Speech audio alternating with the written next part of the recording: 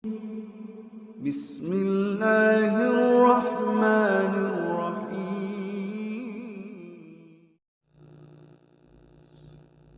Assalamualaikum warahmatullahi wabarakatuh. Sobat-sobat, kita bersama lagi di channel saya dalam dakwah Islam pencerahan. Sobat-sobat, ada salah satu channel dan saya memberi julukan channel ini adalah channel Hurufat, karena kerap kali konten-kontennya berisi masalah-masalah yang hurufat, masalah karomah, masalah keajaiban yang tidak masuk akal dan perlu dipertanyakan kebenarannya, sobat-sobat. Channel tersebut bernama La Haula TV. Dan kali ini sobat-sobat, channel ini mencoba memberikan satu argumentasi dengan maksud menyanggah apa yang disampaikan oleh Kiai Haji Imaduddin Al-Bantani yang hasil penelitiannya berujung pada meragukan keabsahan dari para habaib di Indonesia.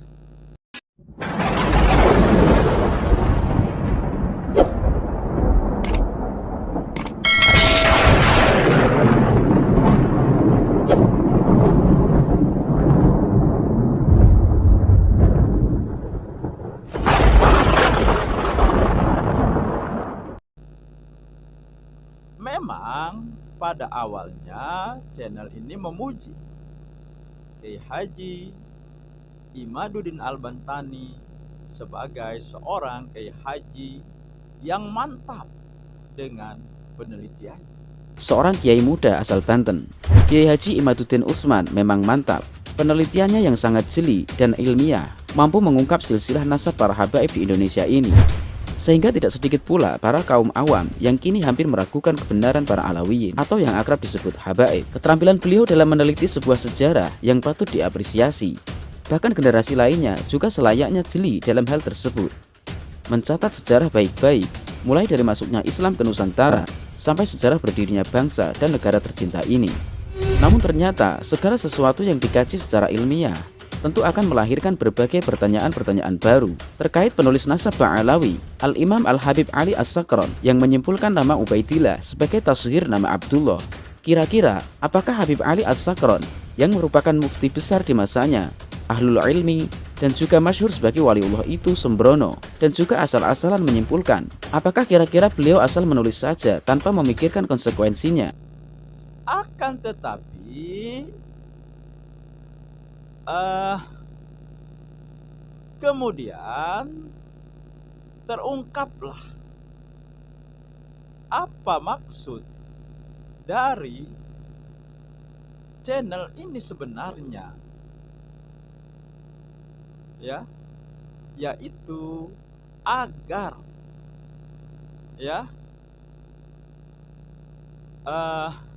apa yang disampaikan oleh Kiai Haji Imaduddin Al-Bantani tidak diperselisihkan lagi. Artinya masalah ketidakabsahan nasab para habaib ini jangan diperselisihkan.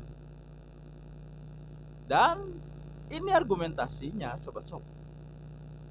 Dia memakai argumentasi dari seorang habib, yaitu Habib Ali bin Abu Bakar As-Sakron, yang dikatakannya Habib inilah yang pertama kali menuliskan nama Ubaidillah sebagai cantelan mereka ketersambungan nasab mereka kepada Rasulullah. Siapakah Habib Ali bin Abu Bakar As-Sakron ini? Al-Habib Ali Sakron menulis sebuah kitab yang diberi nama Al-Burqatul Musiqah, yang selanjutnya disebut Al-Burqah. Dalam kitab itulah untuk pertama kali nama Ubaidillah disebut sebagai anak Ahmad bin Isa, dengan argumen bahwa Ubaidillah ini adalah nama lain Abdullah yang disebut oleh Al-Jundi, wafat pada tahun 730 Hijriah. Kitab-kitab selanjutnya yang menyebut Ubaidillah sebagai anak Ahmad bin Isa bin Muhammad An-Naqib kemungkinan besar menukil dari Habib Ali As-Sakron tersebut. Di antara kitab-kitab itu seperti Ad-Daw'ul Lami karya As-Sakhawi, wafat 902 Hijriah. Kitab Qiladat Ad-Dahr fi Wafayat A'yan Ad-Dahr karya Abu Muhammad At-Thayyib Bamakhrama, wafat 947 Hijriah. Kitab Sabat Ibnu Hajar Al-Haytami, wafat 974 Hijriah. Kitab Tuhfatut Thalib karya Said Muhammad bin Al-Husain As-Samarqandi, wafat 996 Hijriah. Dan kitab Ar-Raudul Jali karya Murtadho Al-Zabidi, wafat 1205 Hijriah, dan lain-lain. Sedangkan hujah Habib Ali As-Sakron yang wafat pada tahun 895 Hijriah bahwa nama Ubaid adalah nama lain dari Abdullah. Leluhur Habib Ali As-Sakron yang dikenal pada zamannya bernama Ubaid tanpa idhofah kepada kata Allah. Hal ini diakui oleh Habib Ali As-Sakron dalam kitabnya tersebut dengan ibarah wa hakadha huwa huna Ubaidul Ma'ruf 'inda ahli Hadramaut ila akhirih, yang artinya dan demikianlah ia di sini bernama Ubaid yang dikenal penduduk Hadramaut dan ditulis dalam kitab-kitab mereka dan berkesinambungan dalam silsilah nasab mereka, dan penisbatan mereka adalah Ubaid bin Ahmad bin Isa. Al-Burqah Al-Musiqah halaman 150.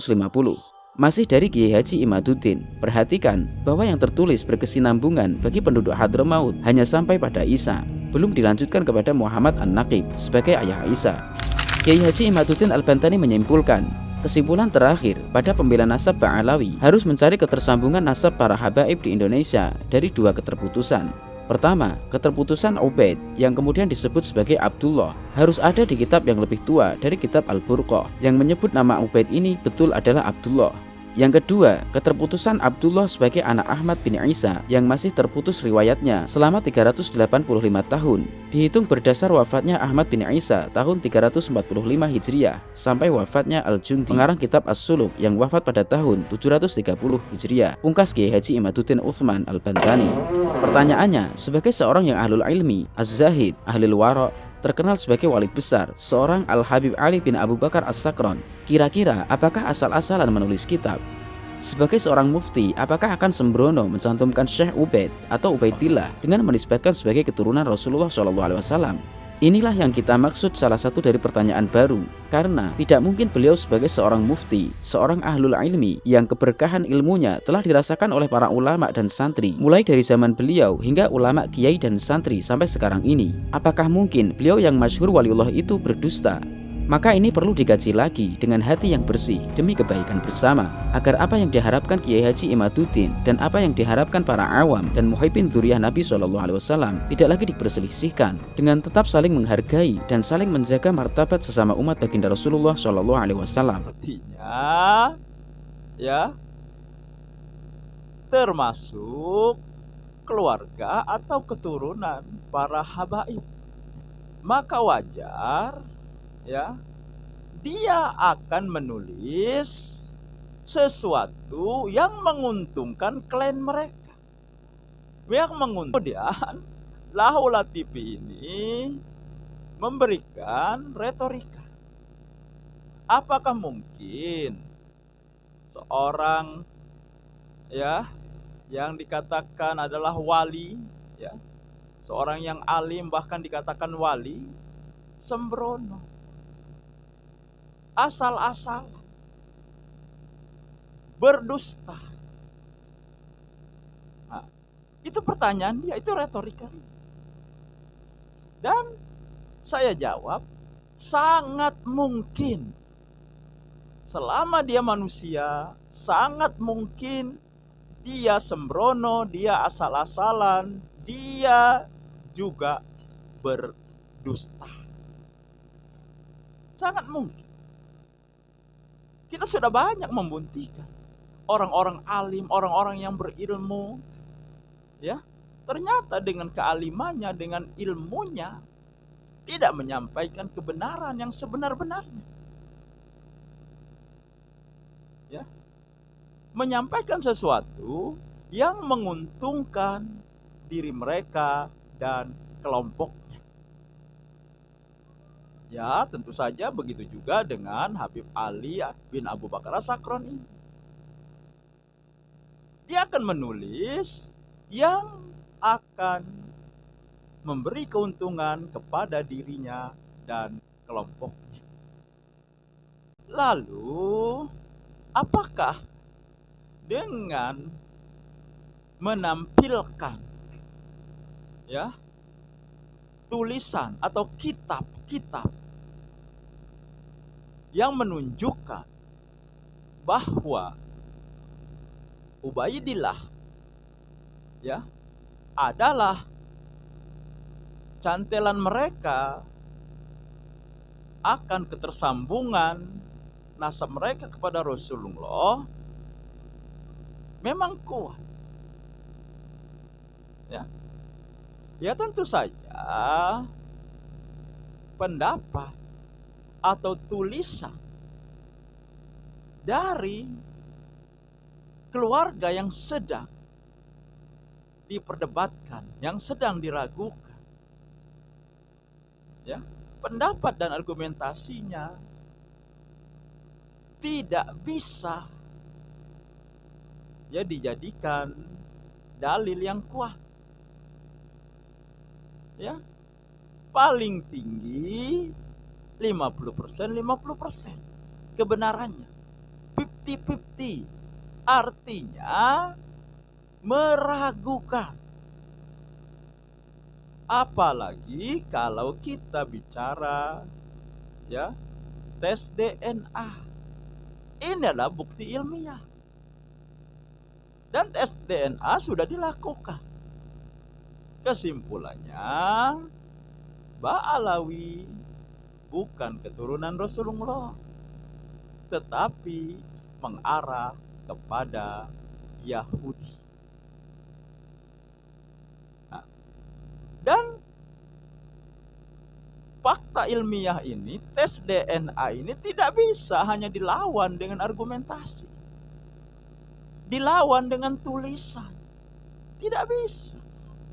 Siapapun orangnya, sealim apapun, setinggi apapun ilmunya,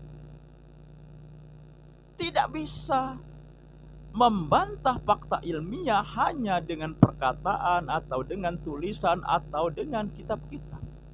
Fakta ilmiah harus dilawan juga dengan fakta ilmiah. Tes DNA harus dilawan juga dengan tes DNA. Kan sampai saat ini tidak ada yang berani. Mereka para habaib melakukan tes DNA. Jadi sobat-sobat, kembali kepada pertanyaan yang disampaikan oleh channel La Haulat TV ini, apakah Habib Ali bin Abu Bakar As-Sakron sembrono, asal-asalan, berdusta? Jawabannya sangat mungkin. Demikian sobat-sobat, semoga ini menginspirasi dan mencerahkan. Nasrum minallahi wa fatun qarib. Wassalamualaikum warahmatullahi wabarakatuh.